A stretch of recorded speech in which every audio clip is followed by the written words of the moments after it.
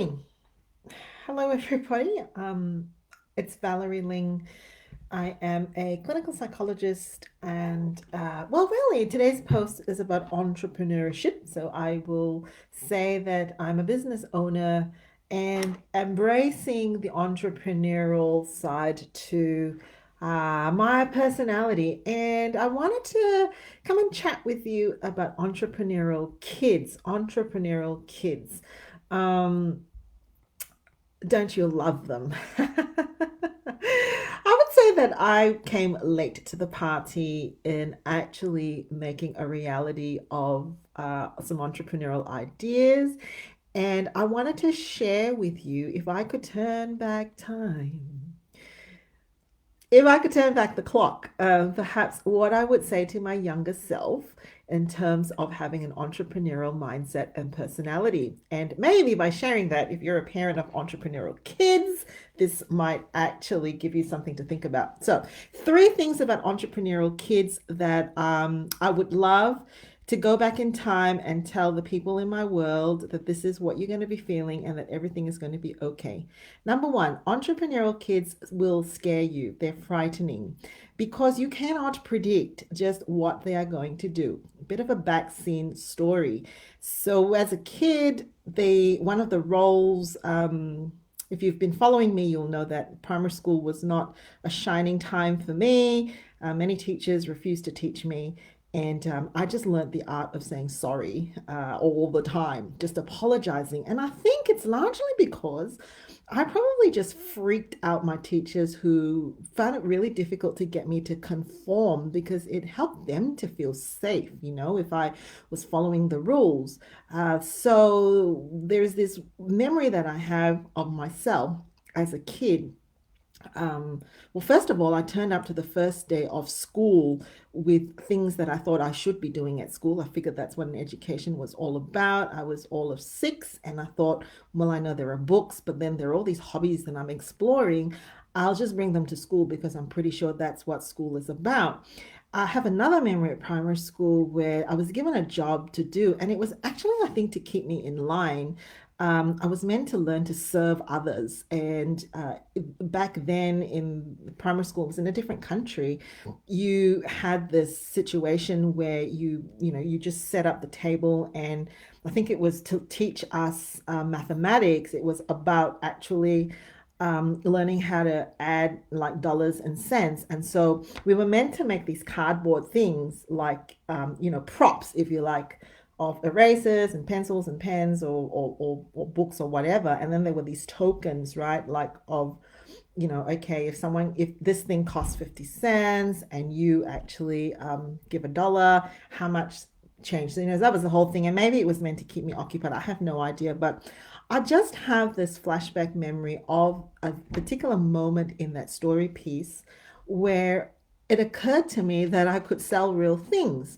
And I have this vivid memory of taking one of my old erasers, like, there's like, it's like that, and how it gets all rounded and chipped and dirty, and just cleaning it, cleaning it, making it look really good, and then cutting it up into these perfect square sizes and going off the grid and deciding that, well, why use tokens when you can actually teach people with real money? And selling these things, right? So selling my used stationery for real money. That must have been profoundly scary for my teachers. I don't even know if my parents got a whiff of that. Uh, that's the kind of mindset that entrepreneurial kids are going to have. They will scare you because these ideas pop into their head like nobody tells them where to get these. They're not being naughty. Their little brains are just developing spaces of possibilities. Entrepreneurial kids, number two, will test you. They will test you. They will test you. So, entrepreneurial parents probably give rise to entrepreneurial kids. My two children test me. I have one that is particularly out of the box, particularly out of the box. Nothing is going to be a boundary or a limit, right? Because at the heart of it, these kids they take risks not in terms of like how necessarily intentionally wanting to have harm to themselves, but their brains are probably just wired to explore possibilities. My highly entrepreneurial kid, when they were little, really scared me because they created a whole world for themselves. And in that world, they actually created a set of rules for the city and how people would interact. And in their world, people flew, like they could fly.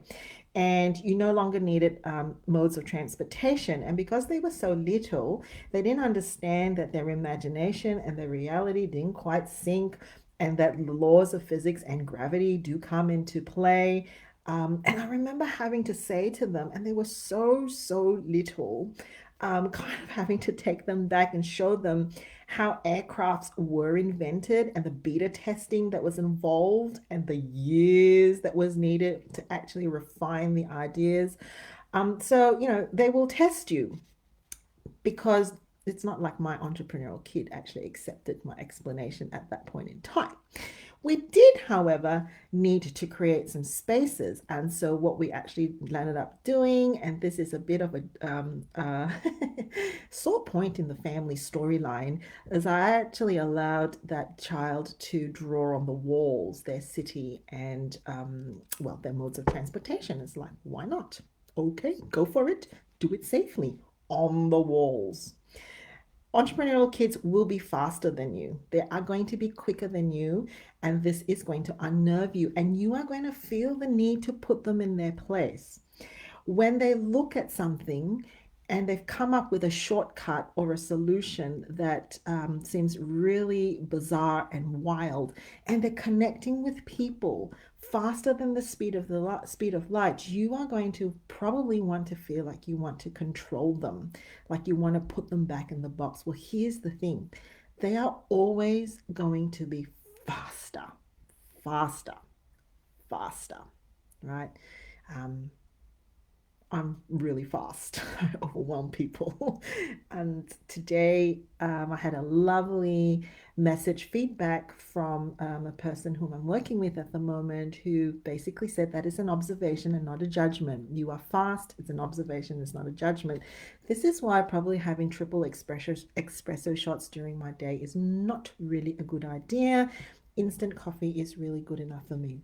Don't try to put them back in a box. Set the parameters though. So here are my top tips for you. I've got 5. Number 1, keep an open mind because entrepreneurial kids are just playing in the playground of possibilities. They just are they're just discovering things about themselves that they see themselves in, and they see possibilities in a really different way. Number 2, set the boundaries, but don't let the boundaries be things where you insist they conform. They do need to toe the line, so make sure your boundaries are set based on your values and your morals and ethical thinking, and help them to figure out how they can find what those boundaries are. How do they know? Let them question those boundaries. Let them have an inquiring mind, because entrepreneurial kids grow up to be entrepreneurial adults who must explore the limits of possibilities and then filter through limitations, not on possibilities, but limitations in terms of moralities and ethics, and values, whether this is something that is aligned to how they live. Number 3, have a growth plan for your with not for your entrepreneurial kids. So a growth plan for your entrepreneur. Just checking because I've got to send kids to school today. I'm doing them a favor. It is pretty miserable. Not a growth plan as in, oh, I remember like having, because I had to write so many apology letters, I had to learn to type, back on the typewriter. And so my mom, and I'm very grateful for this, taught me to touch type and tried to teach me to take shorthand and things like that. I mean, these are great things. Growth plans, though, for entrepreneurial kids just means that you listen in to the latest interests and you say, well, let's figure out how you can explore that this term. Okay? How can you explore that this term? And you need to allow them to go out of the box. Sometimes they're going to say to you, well, I actually want to take time off school and go and do this. Sometimes they're going to say to you, I need to watch YouTube or M-rated videos so that I can. Now, there are boundaries with that. You cannot take time off school. However, weekends, in the company of yourself, is there a way they can go visit a friend's workplace? Can they set up shop at home? Can they have a little experimental messy space somewhere in the house where they just go for it? All right.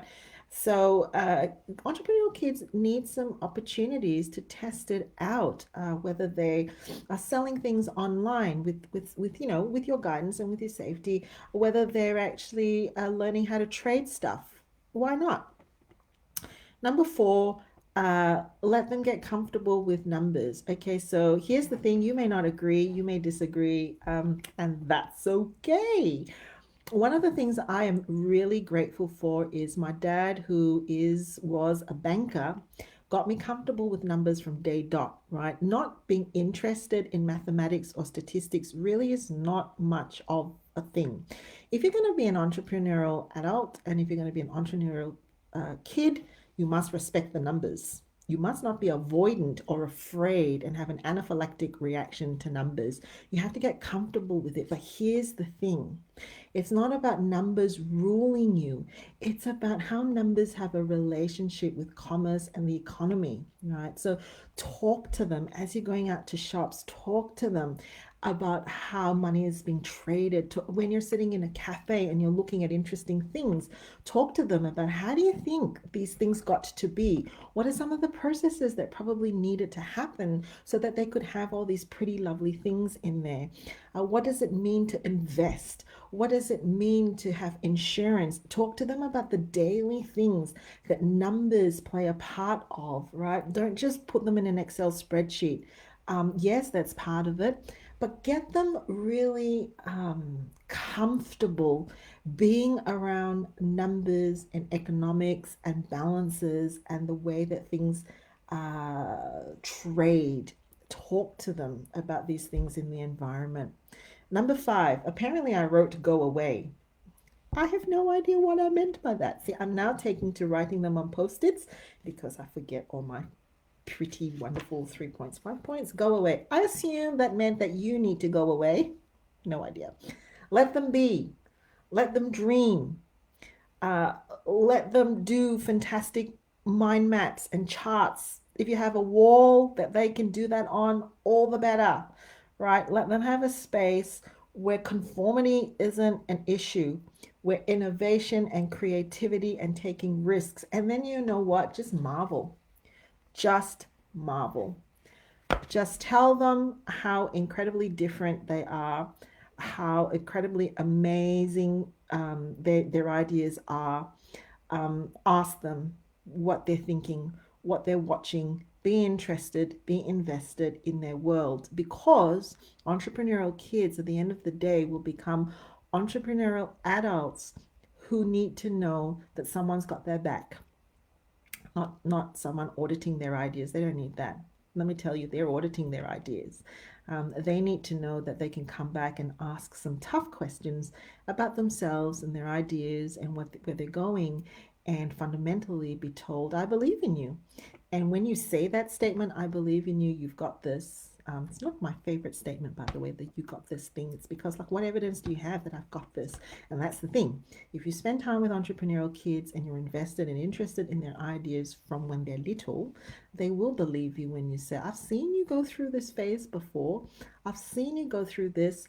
This is typically what tends to happen. That's why I believe in you and I know you've got this. All right, it's time to send kids to school. Cheerio. Take care.